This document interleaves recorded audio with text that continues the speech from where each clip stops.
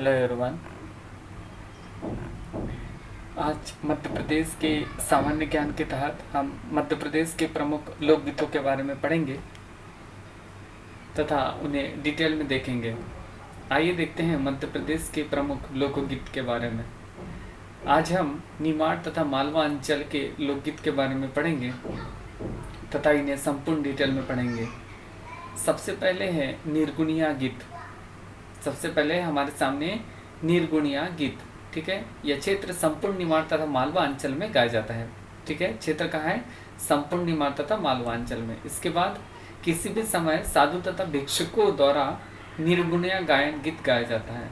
ठीक है, विषय वस्तु है कबीर गायन। इसमें कबीर का व्याख्या की जाती है। इस गीत में हरिदास की व्याख्या की जाती है तथा दादू तथा संतों के भक्तों को पदों का गायन किया जाता है। ठीक है, कबीर गायन, हरिदास, दादू तथा संतों के भक्तों के पदों का गायन। गायन शैली एकल तथा समूह शैली, मतलब सिंगल भी गाया जा सकता है तथा ग्रुप में भी इसे गाया जा सकता है।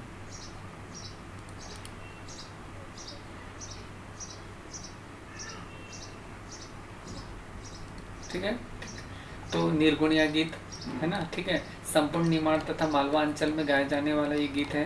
किसी भी साधु तथा भिक्षुकों द्वारा ये गाया जाता है तथा कबीर गायन, हरिदास, दादू तथा संतों के भक्तों के पदों का गायन किया जाता है तथा गायन शैली इसमें एकल तथा समूह गायन शैली है। कलिंग तुर्रा। ठीक है, नेक्स्ट है हमारे पास कलिंग तुर्रा। ठीक है, कलिंग तुर्रा में संपूर्ण निमाड़ अंचल में गाया जाने वाला ये भी एक निमाड़ी गीत है।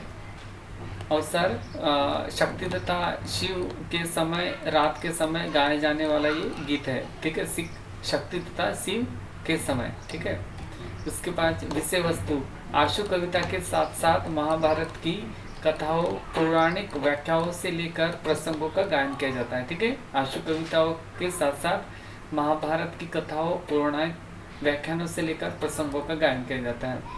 ठीक है, गायन शैली में कलिंग तुर्रा की प्रतिस्पर्धात्मक लोक गायन शैली का गायन किया जाता है। नेक्स्ट है संत सिकाजी भजन। ठीक है, संत सिकाजी भजन संपूर्ण निमाड़ तथा मालवा अंचल के हिस्सों में गाया जाता है। अवसर किसी भी अवसर पर ही गाया जाता है संत सिकाजी भजन। और गायन शैली उच्च स्वर में एकल तथा समूह गायन शैली है। नेक्स्ट है गरबा गीत। गरबा गीत माड़वा अंचल में स्त्री परक लोकगीत है। स्त्री और पुरुष, स्त्री परक होता है, दूसरा पुरुष परक होता है। गरबा गीत जो है दो होते हैं, स्त्री परक और पुरुष परक। तो निमाड़ अंचल में गाया जाने वाला स्त्री परक तथा पुरुष परक है। अवसर नवरात्रि के अवसर पर गाया जाता है। विषय वस्तु देवी के भक्ति के गीत है।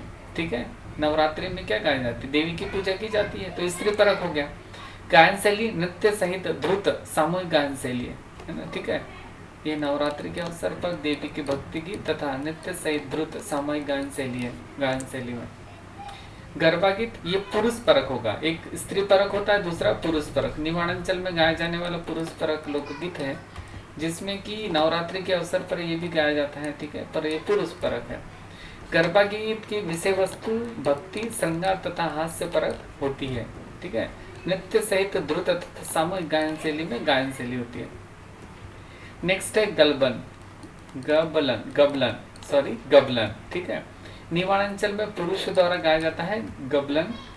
गबलन मतलब ग्वाला, त्योहारों के अवसर पर। ठीक है, और कृष्ण भगवान की रासलीला तो आएंगी, क्योंकि ये ग्वाला के नाम से है। ठीक, संबंधित गायन शैली मृदंग ढोलक पर एकल सामूहिक गायन शैली है।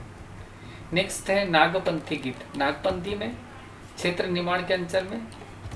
ठीक है, अवसर प्राय सुबह के समय में नागपंथी। ऐसे बताइएगा कि नाग जो होते हैं सुबह सुबह जग जाते हैं, सुबह तो सुबह गाया जाता है। कहाँ पे? निमाड़ में।